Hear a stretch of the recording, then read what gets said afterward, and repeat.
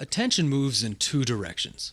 Inward, to focus on what our thoughts and mind are doing, called metacognition, and outward, to focus on objects, subjects, ideas, and anything else outside of our mind space. Practicing the skill works in both directions.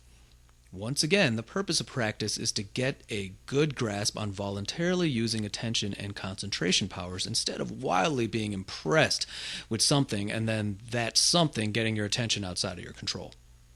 A pretty girl walking by is always going to grab my attention, but that is nowhere near as useful and beneficial as my deciding by my own volition to focus my attention on learning about how the biochemistry of what I eat affects my physique so I can better exploit the process, if that makes sense. I have friends who are obsessed with the History Channel. They spend hours a week directing their attention and filling their minds with all sorts of trivia. Unfortunately, some of them are disappointed with their career progress, and they complain about how they hate spending time doing what it takes to keep their heads above water career-wise. This is especially common in the entertainment industry, by the way, which is often like being trapped in the movie Mean Girls, if you're wondering what it was like. I have to wonder if they spent less time and energy learning about something they already find interesting that can't be directly applied to progressing their lives, and more time and energy focusing on something more utilitarian, would they be more satisfied with their situations? Another trick is to find interesting features of the uninteresting. Back in the day, we used to have to submit our own sound scan reports for CDs. Yeah, those obsolete things music used to come on. CDs sold at concerts. SoundScan is a Nielsen company that keeps track of music sales. These days, since everything is digital, the responsibility lies on the retailer, and I'm pretty sure there's a substantial level of automation.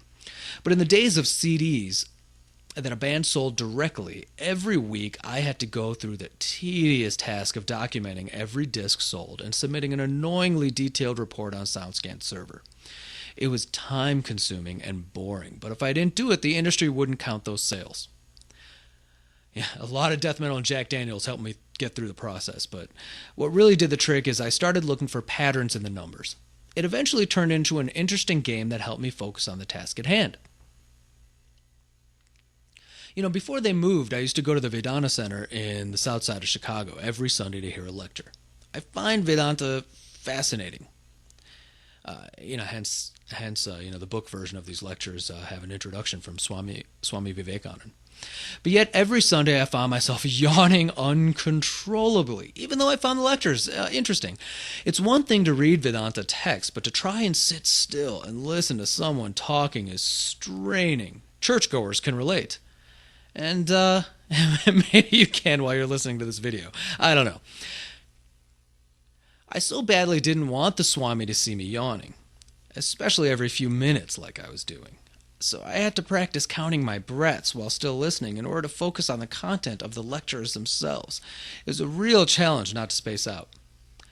I never did stop yawning, even though the subject matter was interesting, but I got more successful at paying attention as time went on. Isaac Newton was said to have a trick for learning.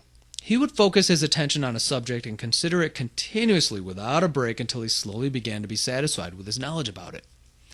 In reality, I think it is healthy and beneficial to follow your instincts when it comes to taking breaks. Personally, if I'm concentrating too much, my mind is really fighting to wander and I'm getting tired. I let my mind wander a bit and have fun before I reel it back in.